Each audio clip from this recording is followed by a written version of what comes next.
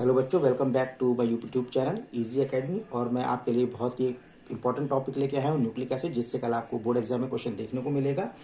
और इसके साथ साथ हम विटामिन के बारे में थोड़ा सा डिस्कस करेंगे। तो ये दोनों टॉपिक हमारे लिए इंपॉर्टेंट हो जाते हैं, क्योंकि बोर्ड एग्जाम में से कम 2 नंबर के क्वेश्चन आपको या 2 मार्क्स आपको देखने को कल मिलेंगे।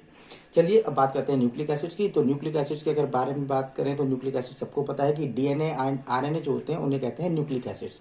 तो जो न्यूक्लिक एसिड्स होते हैं डीएनए आरएनए कहाँ होते हैं? लिविंग सेल्स के अंदर होते हैं। तो एक्चुअल में जो न्यूक्लिक एसिड्स होते हैं ये हमारे पास लिविंग सेल के न्यूक्लियाई में प्रेजेंट होते हैं। और ये क्या होते हैं? ये बायोपॉलीमर्स होते हैं, और जो इनकी मोनोमरिक यूनिट होती है वो होती है न्यूक्लियोटाइड, इसीलिए हम इन्हें पॉलीन्यूक्लियोटाइड भी बोल देते हैं। तो लिविंग सेल्स के अंदर जो हमारे पास न्यूक्लिक एसिड्स होते हैं ये कुछ बेसिक प्रोटीन के साथ अटैच्ड कंडीशन में पाए जाते हैं, इसीलिए हम इन्हें क्या बोल देते हैं कि जो हमारे पास जिस फॉर्म में एग्जिस्ट करते हैं उसे बोलते हैं हम न्यूक्लियो प्रोटीन्स। अब जो न्यूक्लियो प्रोटीन्स होते हैं, न्यूक्लियो प्रोटीन में जो न्यूक्लिक एसिड्स होते हैं वो वर्क करते हैं एज ए प्रोस्थेटिक ग्रुप, ये ध्यान रखिएगा।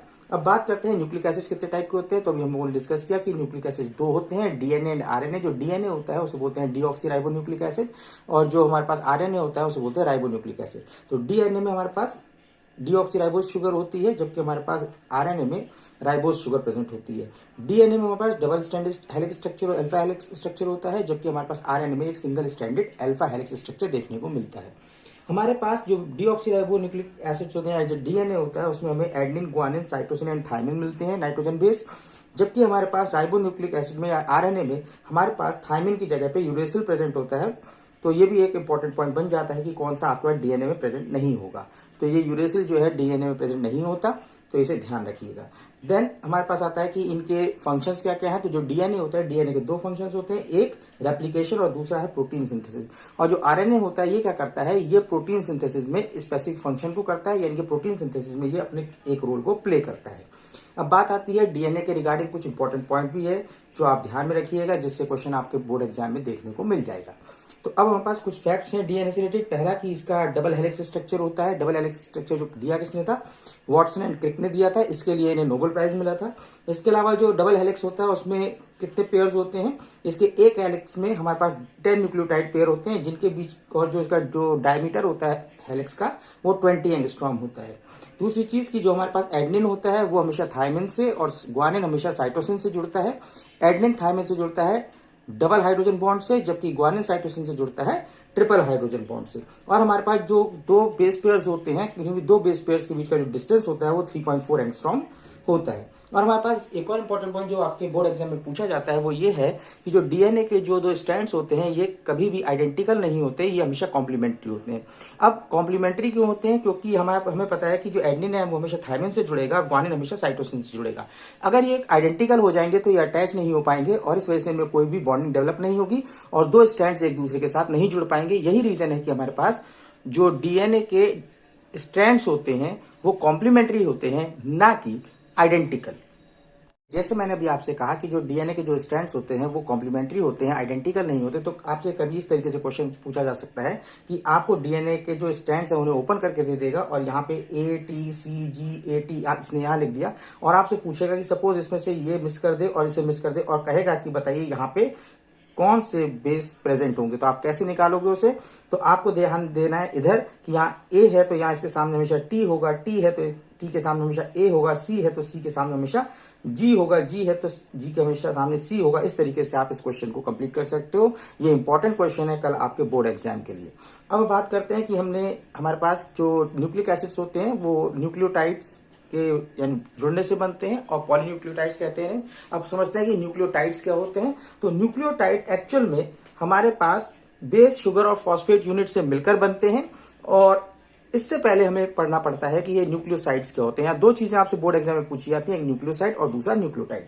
तो न्यूक्लियोसाइड क्या होते हैं? जो बेस शुगर यूनिट प्रेजेंट होती है न्यूक्लिक एसिड्स में, उसे हम लोग बोलते हैं न्यूक्लियोसाइड। तो base plus sugar is equal to nucleoside, और अगर इसी बेस और शुगर में अगर हम लोग फॉस्फेट को जोड़ देते हैं देन इट बिकम्स न्यूक्लियोटाइड। तो हमेशा याद रखना, साइड एंड टाइड में हमेशा बहुत कंफ्यूजन क्रिएट होता है, तो ध्यान रखिएगा S पहले आता है और T बाद में आता है। तो इससे आप याद रखिएगा पहले न्यूक्लियोसाइड बनेगा उसके बाद न्यूक्लियोटाइड बनेगा, ठीक है। तो अब यहाँ पे हमारे पास ये 2 रिलेशंस हैं, ये देख लीजिए कि बेस और शुगर में जब फॉस्फेट जुड़ जाता है तो न्यूक्लियोटाइड बन जाता है, और बेस और शुगर को हम लोग न्यूक्लियोसाइड बोलते हैं, तो न्यूक्लियोसाइड प्लस फॉस्फेट को हम लोग बोलते हैं न्यूक्लियोटाइड। और इसमें जो फॉस्फेट ग्रुप होता है हमारे पास, ये अटैच कैसे होता है? किसी शुगर यूनिट से अटैच होता है एक एस्टर लिंकेज की थ्रू, और इसी वजह से हम जो न्यूक्लियोटाइड्स होते हैं इन्हें हम लोग बोलते हैं फॉस्फेट एस्टर्स ऑफ न्यूक्लियोसाइड्स। तो ये भी इंपॉर्टेंट पॉइंट है, जरा ध्यान रखिएगा। अब हम बात करते हैं विटामिन की। विटामिन क्या होते हैं? विटामिन हमारे पास ऐसे ऑर्गेनिक कंपाउंड्स होते हैं जिनकी थोड़ा सा अमाउंट भी हमारी बॉडी की प्रॉपर ग्रोथ के लिए और फंक्शनिंग के लिए रिक्वायर्ड होता है। और जो हमारे पास जो विटामिन होते हैं इन्हें वाइटल अमीन्स भी बोलते हैं, तो इनमें अमीनो ग्रुप प्रेजेंट होता है। दूसरी चीज, जो विटामिन होते हैं, विटामिन को हम लोग दो कैटेगरीज में कैटेगराइज कर सकते हैं। पहले होते हैं फैट सॉल्युबल विटामिन और दूसरे होते हैं वाटर सॉल्युबल विटामिन। जो फैट सॉल्युबल विटामिन होते हैं ये होते हैं ADE के। अगर इसे आपको याद करना है तो आप इसे कीड़ा भी बोल सकते हो, KEDA, ठीक है। एंड वाटर सॉल्युबल विटामिन होते हैं vitamin B complexes and vitamin सी।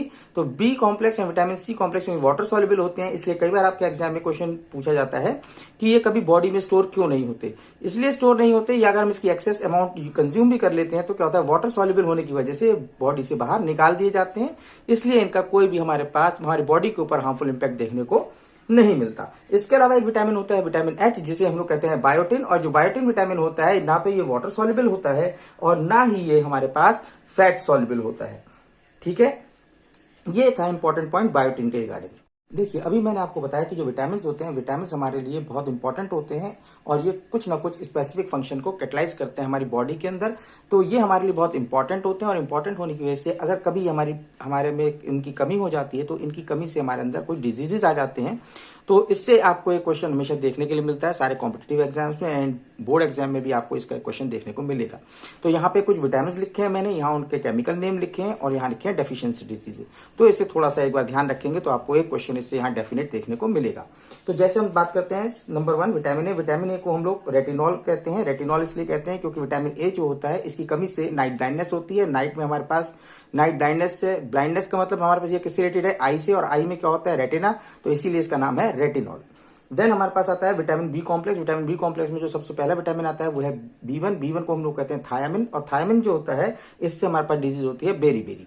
उसके बाद आता है हमारे पास B2। B2 में हमारे पास इसे कहते हैं राइबोफ्लेविन, और इससे हमारे पास जो डिजीज होती है उसे होते हैं किलोसिस। देन हमारे पास आता है कि B3 को हम बोलते हैं pantothenic acid, and pantothenic acid से हमारे पास डर्मेटाइटिस हो जाता है या फिर ग्रेइंग ऑफ हेयर्स होते हैं, जिसे हम लोग कहते हैं बालों का सफेद हो जाना।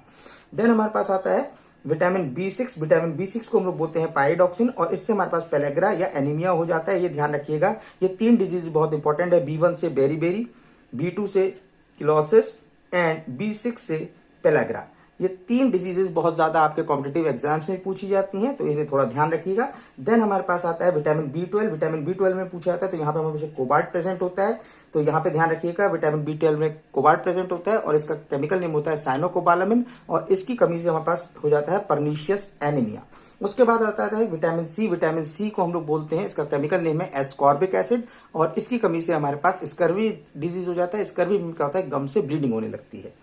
देन हमारे पास आता है विटामिन डी। विटामिन डी को हम लोग कहते हैं एर्गोकैल्सिफेरॉल, और इससे हमारे पास जो बोन्स होते हैं वो कमजोर हो जाते हैं इसकी कमी से, जिसे हम बोलते हैं रिकेट्स।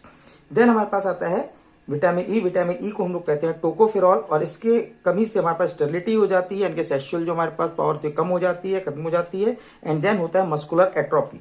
देन हमारे पास आता है विटामिन के। विटामिन के जो होता है इसे बोलते हैं फाइलोक्विनोन, और जो विटामिन के होता है ये बहुत इंपॉर्टेंट रोल प्ले करता है ब्लड क्लॉटिंग में। अगर इसकी कमी हो जाती है तो जो ब्लड क्लॉटिंग का जो समय होता है वो इंक्रीज हो जाता है, मतलब अगर कभी चोट लग जाती है तो वहां जो खून जमता है हमारे पास वो जल्दी नहीं जमता और ब्लीडिंग होती रहती है, जिससे एक्सेस ब्लड लॉस से कई बार डेथ की भी कंडीशंस आ जाती हैं। तो थोड़ा सा इस चीज को भी ध्यान में रखिएगा। अब बात आता है विटामिन एच। विटामिन एच को हम लोग बोलते हैं बायोटिन, और इसकी कमी से हमारे पास लॉस ऑफ हेयर या डर्मेटाइटिस हो जाता है। तो यहाँ देखिए, यहाँ पे जो आपके विटामिन थे इनकी जो केमिकल नेम है और जो इनसे डिजीज हैं, इनकी डेफिशिएंसी डिजीज, वो मैंने आपसे डिस्कस करी, प्लस न्यूक्लिक एसिड्स को डिस्कस किया। और ये दोनों टॉपिक आपके बोर्ड के पॉइंट ऑफ व्यू से बहुत ज्यादा इंपॉर्टेंट है, तो इन्हें आप लोग थोड़ा ध्यान रखिएगा और इसे रिवाइज कर लेंगे तो आपको 1 या 2 क्वेश्चन इसमें से आपको डेफिनेटली वहां पे मिल जाएंगे।